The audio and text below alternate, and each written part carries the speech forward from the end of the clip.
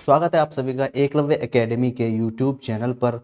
तो आज हम आपके लिए लेकर आए हैं मॉडर्न इंडिया से, जो हिस्ट्री के मॉडर्न इंडिया पार्ट होता है, उससे 50 एमसीक्यूज जो कि आपके किसी भी वनडे एग्जाम में आपके लिए बहुत ही हेल्पफुल होंगे। तो चलिए बिना देर किए इसे स्टार्ट करते हैं आज के अपने पार्ट को। और जो हमारा पहला प्रश्न है, ये है हमारा क्वेश्चन।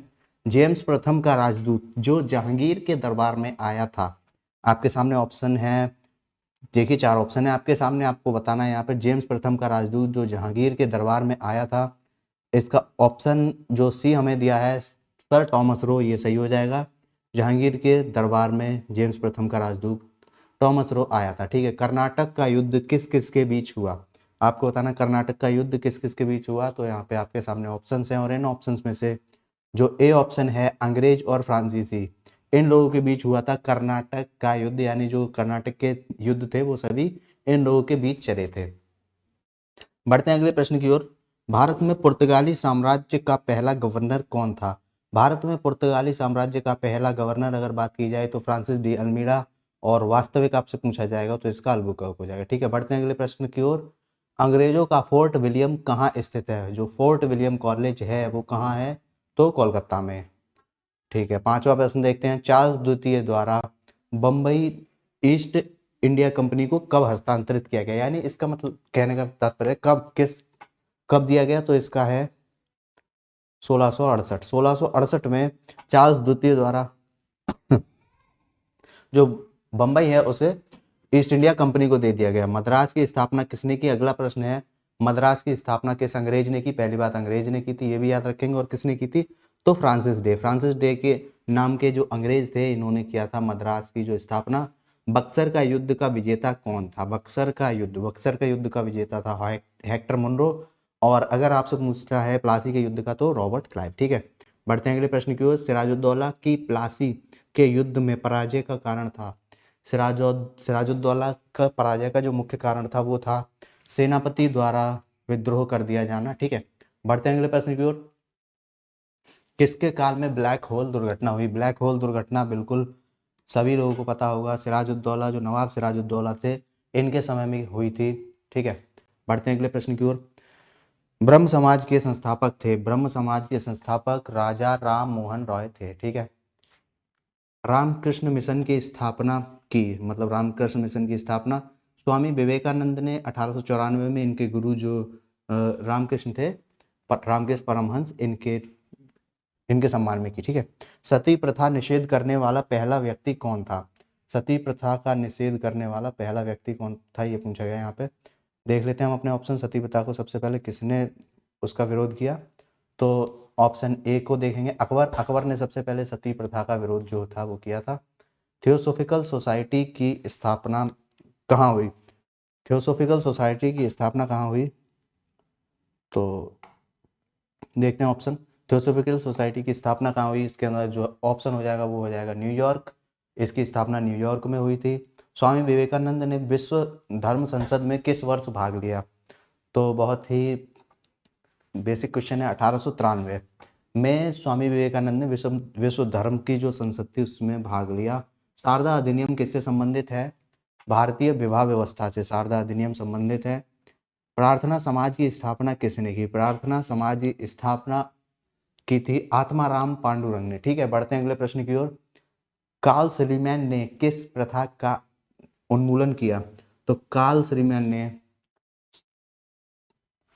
ठगी प्रथा का किया था। ठीक है। बढ़ते हैं अगले प्रश्न की ओर। सत्यशोधक समाज की स्थापना किसने की। सत्यशोधक समाज की स्थापना ज्योतिबा फुले ने की थी 1861 में।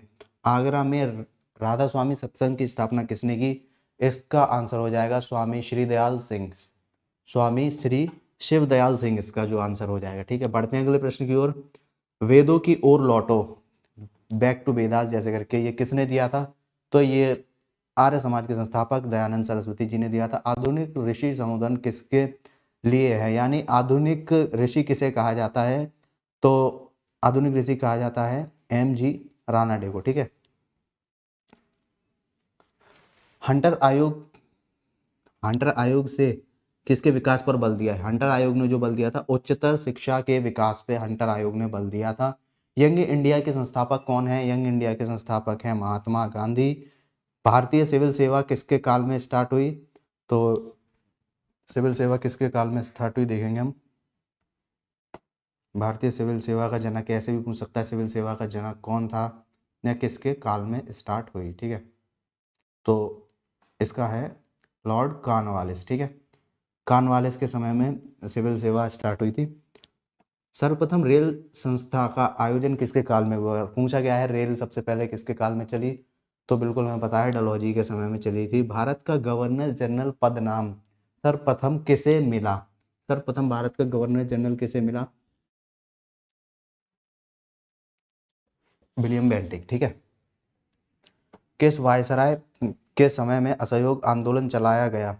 असहयोग आंदोलन किस वायसराय के समय में चलाया गया? इसका है चेम्सफोर्ड, लॉर्ड चेम्सफोर्ड के समय में असहयोग आंदोलन चलाया गया। भारत के अंतिम गवर्नर जनरल कौन थे? भारत के अंतिम गवर्नर जनरल अगर आपसे पूछा जाता है तो सी राजगोपालाचारी इसका आंसर होता है, ठीक है। भारत का प्रथम गवर्नर जनरल कौन था? यहाँ पे ऑप्शन हमारे सामने लिखे हैं वॉरेन हेस्टिंग और लॉर्ड हेस्टिंग, क्लाइव और कॉर्नवालिस। यहाँ पे जो सही ऑप्शन है वो टाइप नहीं है, ये टाइपिंग एरर है, यहाँ पे हो जाएगा विलियम बेंटिक, ठीक है। बढ़ते हम अपने अगले प्रश्न की ओर। क्रिप्स मिशन को किसने कहा कि यह आगे की तारीख का चेक है जिसका बैंक नष्ट होने वाला है? महात्मा गांधी। इसका आंसर एक वर्ष में स्वराज का नारा गांधी जी ने कब दिया? एक वर्ष में स्वराज का नारा गांधी जी ने कब दिया? असहयोग आंदोलन के समय गांधी जी ने दिया था एक वर्ष में स्वराज का नारा, ठीक है। गांधी जी ने असहयोग आंदोलन को कब वापस लिया? गांधी जी ने जो अपना असहयोग आंदोलन था उसे चौरी चौरा की जो घटना थी उसके बाद वापस ले लिया था। भारतीय असंतोष का जनक किसे कहा जाता है? भारतीय असंतोष का जनक बाल गंगाधर तिलक को कहा जाता है। गदर पार्टी की स्थापना कहाँ पर हुई? गदर पार्टी की स्थापना संयुक्त राज्य अमेरिका के सैन फ्रांसिस्को में हुई थी। हरिजन सेवक समाज की स्थापना किसने की? महात्मा गांधी ने हरिजन सेवक समाज की स्थापना की। और मुस्लिम लीग का संस्थापक कौन था? मुस्लिम लीग का संस्थापक सलीमुल्लाह, नवाब सलीमुल्लाह। महात्मा गांधी ने दांडी मार्च आरंभ किया। महात्मा गांधी ने दांडी मार्च आरंभ किया था नमक कानून को तोड़ने के लिए। भारत छोड़ो प्रस्ताव कब पारित हुआ? भारत छोड़ो प्रस्ताव 1942। माई एक्सपेरिमेंट विद ट्रुथ के लेखक कौन है? और इसके लेखक हैं महात्मा गांधी। बढ़ते हैं अगले प्रश्न की ओर।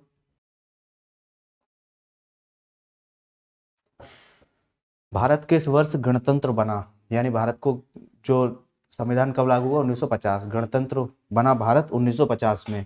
इंडियन नेशनल कांग्रेस ने पूर्ण स्वराज का प्रस्ताव कब पारित किया? इंडियन नेशनल कांग्रेस ने पूर्ण स्वराज का प्रस्ताव 1929 लाहौर अधिवेशन में प्रस्तावित किया था।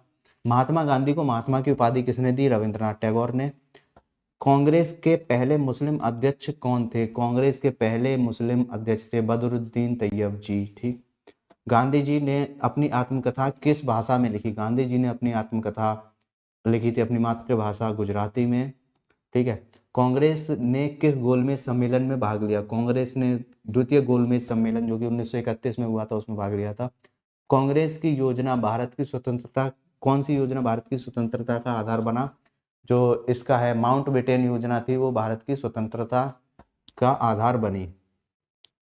प्रारंभ में भारत की संविधान सभा के सदस्यों की संख्या कितनी थी? प्रारंभ में, इसमें पूछा प्रारंभ में भारत की जो संविधान सभा में सदस्य थे वो सिर्फ 389, जो कि बंटवारे के बाद हो गए थे 299, दोनों याद रखेंगे। 1932 ईस्वी में पूना समझौता के साथ किसका सीधा संबंध था? पूना जो पैक्ट हुआ था 1932 में वो था भारतीय दलित वर्ग के लिए, ठीक है, जो गांधी जी और अंबेडकर के बीच में हुआ था। अंतरिम सरकार में मुस्लिम लीग के कितने सदस्य थे? 5 सदस्य थे। अंतरिम सरकार में मुस्लिम लीग के 5 सदस्य थे, ठीक है।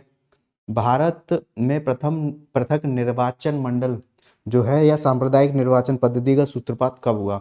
तो ये 1909 से हुआ था पृथक निर्वाचन मंडल, जिसके अंदर अलग अलग प्रकार के जातियों के आधार पर जैसे निर्वाचक मंडल निर्धारित किया गया था, ठीक है। तो ये थे आज के हमारे 50 प्रश्न और जो इसी के साथ समाप्त होते हैं। बने रहिए चैनल के साथ आगे की वीडियोस के लिए। धन्यवाद।